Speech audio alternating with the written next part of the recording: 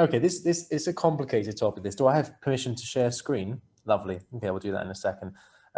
When Reb Shmuley first approached me to be a bit of a guest speaker on this program, he drew my attention to the fact that I released a video recently, a couple of months ago, part of a series I'm doing called Off the Cuff. And the purpose of that particular video was to discuss the response or lack of response, not just globally, but within the Jewish community to the current, let's say, crisis. I'm going to choose my words carefully. We'll get to why I'm choosing my words carefully in very quite shortly. The current crisis going on in Xinjiang province in northwest China, involving the mass detention and almost certain torture, sterilization, and we are now convinced murder as well of the Uyghur Muslim minority population. Now, one of the fascinating things to bear in mind is that the Uyghur Muslim population, which is called a minority in China, whose population is obviously gargantuan, is already larger than the world's entire Jewish population, almost. It's about 13 to 14 million people. And one of the questions that came up again and again is there a halachic imperative for a believing Jew or someone who aspires to be an Or La'amim, an Or La'Goyim, someone who inspires to be Mekadesh Shem Shamayim, not in the way it's used in the popular Neturei Karta song, but in the correct way of the usage of the phrase. Does such a person have a moral duty to stand up and act and be more vocal? Or even do more, perhaps boycott, divest and sanction, point it in a different direction for a change. And that was really the question. And it's a very complicated one. And before I start sharing some of the sources and some of the background information, it's important to differentiate halachically between what is called the actual din, and then what we know we call lifnin mishuras hadin, which means above and beyond the letter of the law. And within that second area, there's a whole realm called midat chasidut, which is essentially, you don't have to do these things, as in you've ticked the boxes still if you don't do them, but there's almost a measure of a person's internal moral compass that the Almighty is seeing. Where do you stand as a human being vis-a-vis and regarding these issues? So let's discover if this particular question falls into either of those categories. Is there a halachic imperative for us? We have to do something. It's exactly the same as keeping kosher, as keeping Shabbat. There's no difference between the two. Or perhaps does it fall into the second area, where even though there isn't an imperative to act, it's still greatly encouraged and it's still looked upon with tremendous favor from Min HaShamayim? Or maybe it doesn't fall into either of those two categories, and in fact there is no responsibility whatsoever. So let's have a look at the background of the story. I'm open to questions at any time. As Reb Shmuley knows, I love being heckled. I genuinely do. After you're in Hasmo for 7 years, you're just used to it. It makes absolutely no difference. You've got to be able to, give as good as you get, as they say. So here we go. Let's have a look at the background story to what's going on at the moment in Xinjiang. So that's a Chinese X and then a Chinese J. Do we have a moral duty to care, to act? Here's a background timeline of what's happened over the last sort of 3 decades or so. It's only come to prominence in recent years. A lot of that, by the way, there's a lot of political machinations and complications going on behind the scene the whole time. But one of the reasons this has become so prominent in recent years is because of the sub-narrative of China's involvement or lack of involvement in kind of protecting the world from the global pandemic of coronavirus. That opened the door and allowed a number of Western nations for the first time to be openly critical about the Central Communist Party for the first time in decades. Now, in 1990 to 2004, where this all started was that Xinjiang province is one of the unique provinces in China. It's a bit like Tibet in the sense that officially it's autonomous. I mean, autonomous with the Dr. Evil speech bubbles there, parentheses. It's supposed to be autonomous, but it's not.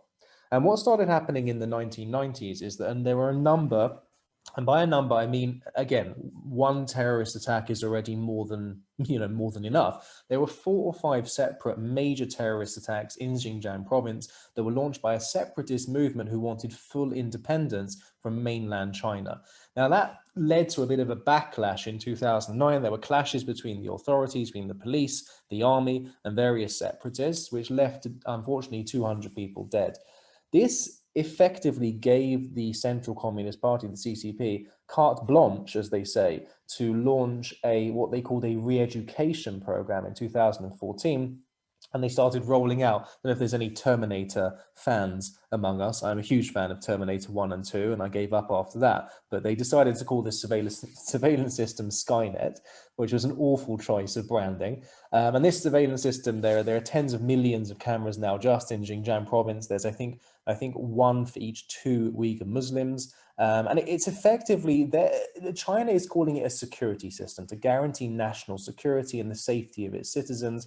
But it does seem to be that there is a systematic, we've seen in 2018, I'll show you some pictures shortly, systematic destruction of places of worship. The detention camps have grown, they've doubled and quadrupled, in fact, in terms of the size and the spread and the scope of how many prisoners they're able to be interned there. And then 2020, according to the latest figures that we have, is anywhere from 1.2 million Uyghur Muslims are now imprisoned indefinitely in these camps. And again, there's been plenty of eyewitness testimony suggesting horrendous levels of torture, brainwashing, forced sterilization of Uyghur women, starvation, and then, unfortunately as well, mass murder. Now, we're going to pause for a second on the final bullet point. Mike Pompeo, in his last day, I think it was his last day as Secretary of State under the Trump administration, he took a step in a very bold direction. He categorized the situation in China as a genocide. Dominic Raab here in this country stopped at torture. He said there's been evidence of torture in China. Other countries such as Canada and Australia sided, they already called it a genocide about 6 to 12 months ago.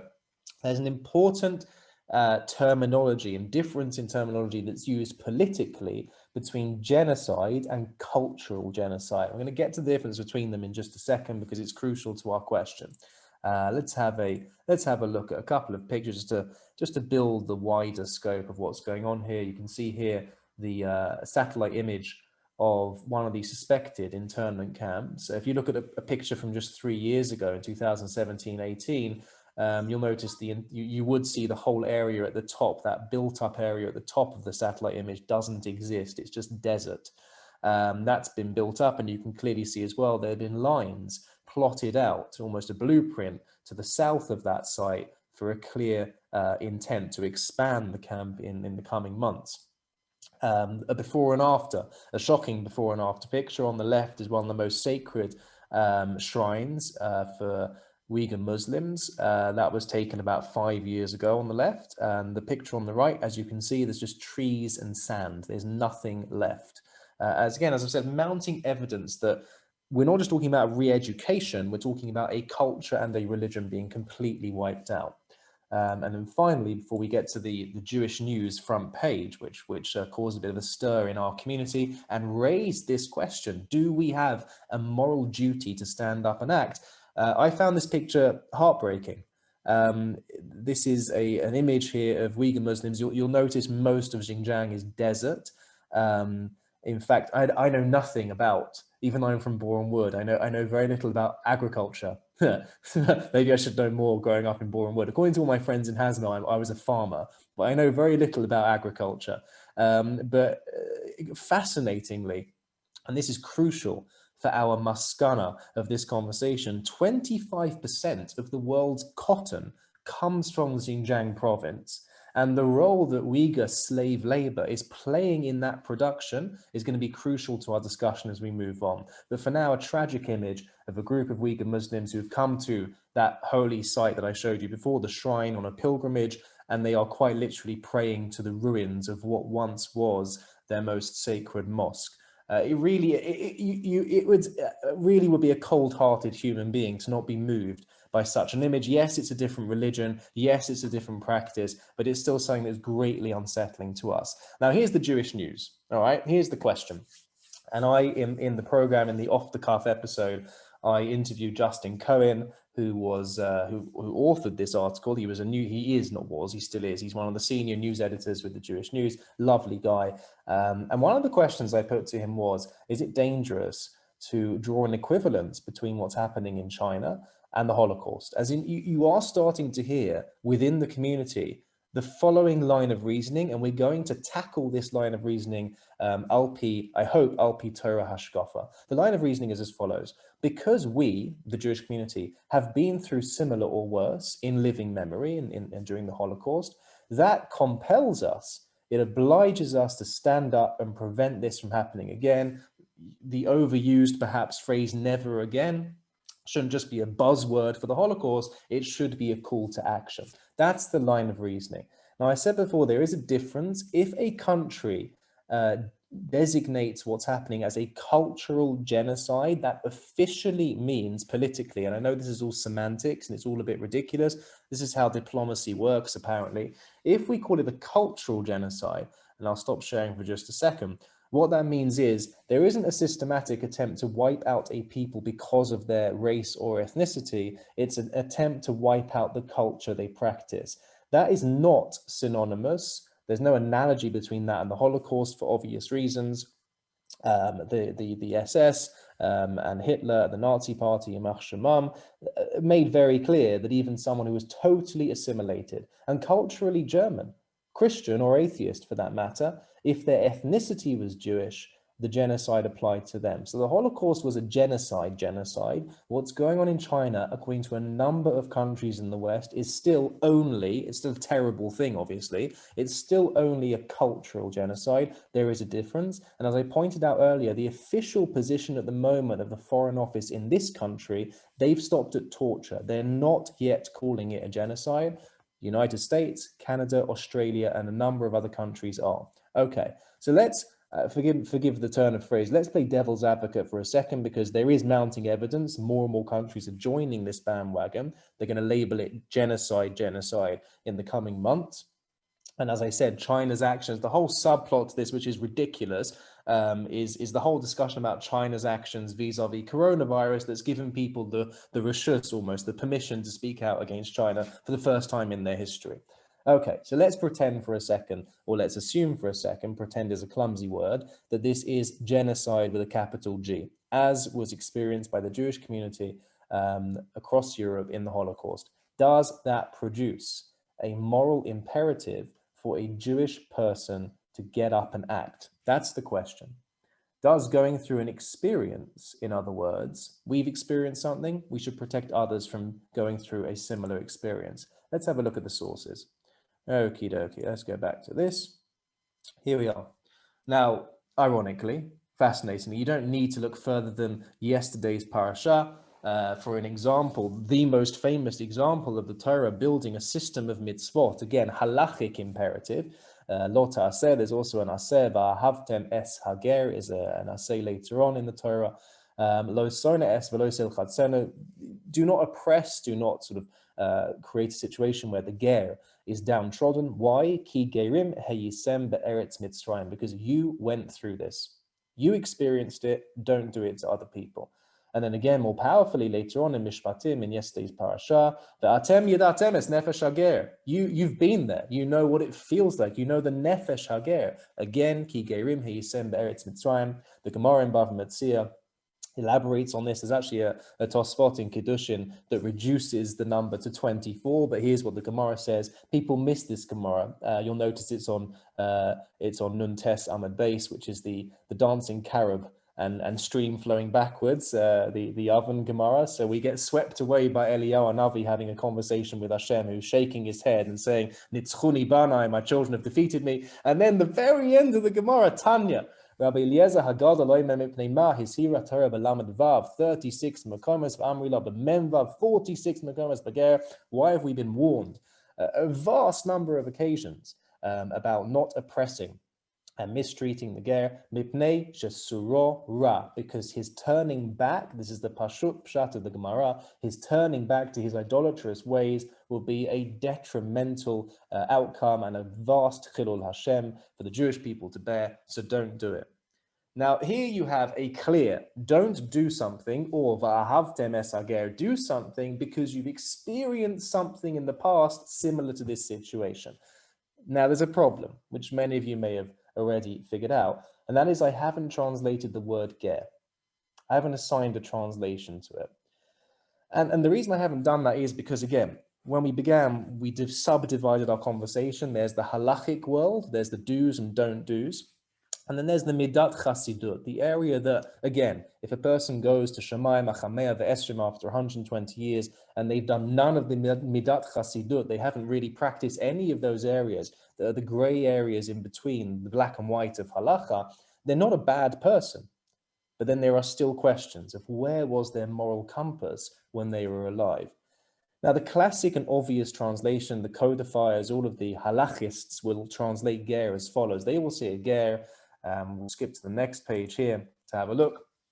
The chinuch, and this is the opinion followed by the Shulchan Aruch, the Torah, the Rambam, pretty much any halachic codifier, someone who's looking for the do's and don'ts. This is how they will translate the word ger. They will say shelo lahonos ger b'dvarim shenimna anu. Sorry, milahonos ger afile b'dvarim. Who is this? Who echad min ha'umos sheniskaya v'nichnas b'dosenu. That's the chinuch on our parasha, and that is, again, Rambam follows this opinion. The classic halachic translation of the word ger is someone who has converted. Echad min ha'umos shenisgaya v'nichnas b'dosenu. You cannot even insult them verbally, and that's what the Torah is talking about. So let's slow down for a second. The halachic imperative, the aseh v'lo ta'aseh, the simple do's and do not, clearly the parameters of that, you've been through an experience, don't impose that experience on someone else. That someone else in Mishpatim is, oh, am I supposed to do breakout rooms? Rabbi Shmuley, it's just popped up, I should do breakout. No, sorry, ignore that, it just closed off at 10. Should I close that? I was gonna have some fun there, sorry. just randomly assign people. Okay, close that. The halachic imperative is only talking about a convert. Okay, and the Gemara in Bava Metzia I put here on the top of this page, Rabbi Nasanoima, continuation of the Baraita we saw above. Mum shebach or shebacha al toma lechavrach. Something that you have wrong with you, don't throw stones in a greenhouse, as they say. Pot and kettle. Don't do it. So that's the halachic imperative. Now, the Mefarshim step in here, and they've spotted a problem. The problem is, just before we go to Rashi, Ramban, and Rabbeinu Bachya, we'll go up once again to the Pasuk. If it's true, this is what I love it how like an unknown male person's silhouette on black background. Thank you, PDF. We needed to know that. Thanks, Adobe. Now, the question is, if it's true that the word v'ger lo soneh v'lo silchatzenu, that word ger means a convert. How do you understand the continuation of the pasuk? Don't oppress, don't verbally abuse that convert, because you were converts in the land of Egypt. It doesn't match. It's the same word in the same pasuk. There's no flow. And the Rishonim are not at their wits' end. There is no such thing as a Rishon having his wits' end, but they have to bend over backwards. They have their work cut out, describing how this pasuk actually flows without straying too far away from that classic translation of ger means a convert to Judaism. Creates all sorts of problems. We weren't converts in the land of Egypt. I mean, if anything, the way the Gemara presents it is, we were halalu ovdei avodah zarah v'halalu ovdei avodah zarah. The way the Midrash says it. We were also steeped in avodah zarah in Mitzrayim. And that's the way the Gemara seems to understand it. Don't start throwing insults at people and saying, oh, remember you used to be an oved avodah zarah.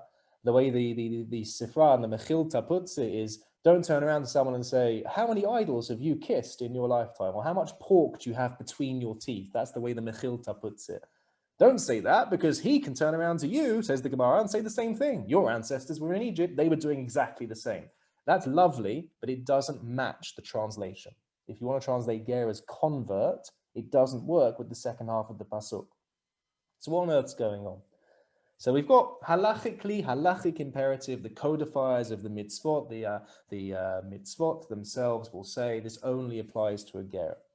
The mefarshim, though, when they start to darsham, when they start to expound on these psukim, can be more creative, and the parameters can start to bend and be a bit more flexible. Let's have a look at Rashi for a start. Rashi's bothered.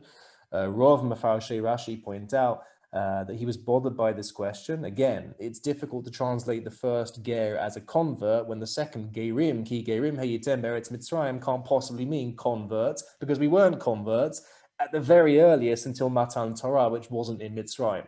That's his problem. Rashi adds, second Rashi in the parasha says a fascinating thing. Kol lashon ger. What is this lashon ger? How do we translate this expression?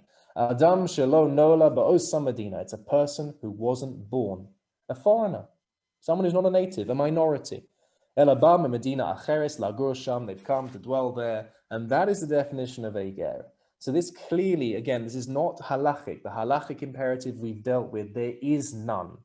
Seems to be at the moment, there is none vis-a-vis us and the Uyghur Muslims. But this opens up a very different discussion, which is in the realm of morality. Rashi has said quite clearly, this is any person who's not native to that land, any foreigner.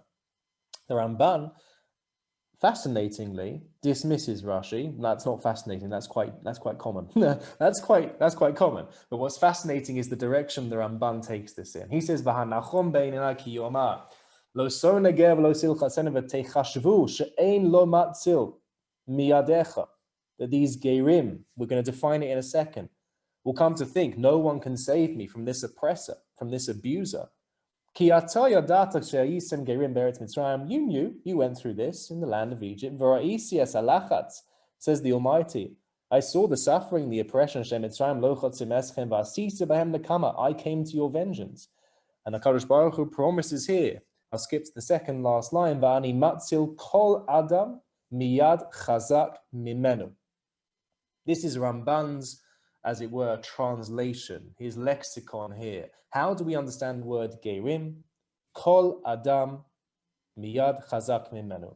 Anyone who cannot be saved from a people or an oppressor or an abuser who is just too strong for them. And the Ramban sees, he says, this is pshat in the Pesukim. The very next pasuk gives the mitzvot, v'chein ha'almana v'hayasom. The orphan and the widow, Lo sanu, the same exact, lo ta'aseh ki eshmat kasam. I'm going to listen to their cries. Why? Shekol eile einam bodchim benafsham. They have no security. They have no self-confidence. Ba'alai yibatchu. They can only ever turn heavenward to Shemayim and trust me. They have no one else to turn to, says the Almighty. So Ramban reads much more than Rashi. Rashi stops at saying lashon ger is Adam shelo nola ba'osa Medina, someone who's a foreigner, perhaps a minority, if we want to be a bit modern about it. Ramban says this is anyone who has no one to turn to because of weakness, vulnerability. And this starts to open up another discussion. Now, what's important in Ramban, and again, our question is, do we have a duty to actively get up and start helping the plight of the Uyghur Muslims in China? Or similar, it doesn't have to be, that's just the example that Reb Shmuley mentioned to me when he first approached me. That's just one example. Sadly, there are dozens, if not hundreds around the world. Do we have an imperative to get up and solve these problems? Again, from a halachic perspective, the do's and do nots, the black and white, the answer is clearly no. And this is, I think, comes across most obviously in Rambam, Hilchot Tzedakah, where we look at concentric circles, where no single person is ever expected to solve the world's problems on their own. In fact, no community is expected to solve the entire world's problems. The small amount of time in between your own families, your own jobs, your own studying, your own limud Torah, the small amount of time you have to volunteer, focus first and foremost on the problems on your doorstep, within your own families, communities, your friends, solve those. You probably won't have time for the rest of the world. That's the halachic imperative. But we're looking at midat chasidut, someone who wants to go above and beyond the call of duty. Sorry to invoke the popular computer game. Ramban says clearly anyone who is in a position of vulnerability or weakness, who has no one else to turn to, don't make their situation worse. Now, I want to pick up on this very carefully before we move to our last source. According to Ramban, we never move out of the world of what we call shev v'al ta'aseh. Meaning, as long as I don't actively contribute to the suffering, the oppression, the abuse of people like Uyghur Muslims, I can effectively wash my hands. I can go to bed at night, sleep soundly, pat myself on the back that I have lived another day as a morally upright Jew. because this whole discussion is framed within lo soneh, lo silchatzenu, shev va'al ta'aseh. Don't do this because you went through it in Egypt. That's Ramban. I hope that's clear. In summary, it is possible that our conversation could be talking about other people around the world who are simply in a position of helplessness and weakness. But as long as I'm not actively contributing to that helplessness, according to the Ramban, it's okay. I've done my job, I've done my duty. Now, I mentioned earlier, 25% of all cotton production is in Xinjiang province. This could open a conversation. I don't know if any of you here are popular, what do they call the fashion things? Boohoo, that's it, Boohoo Man, and there's Pretty Little Thing. Don't ask me how I know all this about fashion. I'm just very hip and modern like that. Number of fashion labels. I think Primark got in trouble as well. The chances are, a lot of the clothes we wear, if 25% of all the world's cotton comes from that one province in China, and it's produced by slave labor, there is possibly a discussion to be had of should we start boycotting certain companies and production lines until they change their ways, until they make a pledge, we will go to the other 75% of producers in the world, not to the Uyghur Muslims. That's definitely a question within the Ramban's world, because then there is a direct link between what I'm doing, I'm funding slave labor, effectively. Yes, there are a dozen to 100 steps between me giving my money to Boohoo Man and a Uyghur Muslim enforced into slave labor. Yes, there are a number of steps, but it's much more of a direct involvement in that helplessness. That's Rashi, Ramban. Let's have a look at one final source. Rabbi Nabachia says, I'm not going to read the whole thing. He was the first Rishon that I encountered who again, takes the, the kivun, the approach of Ramban, and makes it into a kum va'aseh, a positive, proactive approach. And I'll skip down to similar expression. Yeah, let's have a look at from the fourth line from the bottom. V'tzirif elav ha'almana v'hayosem. As the Ramban says, the reason the Torah juxtaposes the conversation about a widow and an orphan to this conversation is lefi shekulan teshushay koach. These are all helpless, weak, vulnerable people. V'habrios mekilim bohem. People treat them like nothing, treat them like rubbish. Lahara lahatzer otam v'hine dim asam mutsuya. They regularly cry out in pain because of this oppression. Kishari diman lo nin alu. The gates of tears, as we know, are never closed. Ve'al kain, concludes Rabbi Nabachia, Sarich Adam lehizaher bahem, be very careful. Now that's where Ramban stops. Lehizaher, azharot, shev al ta'aseh. Don't add actively to their oppression. Rabbi Nabachia continues and presents to us a positive phraseology of this exact same idea and says actually, lehetiv, or lehit chazed imahem, bein begufa, bein b'mamono.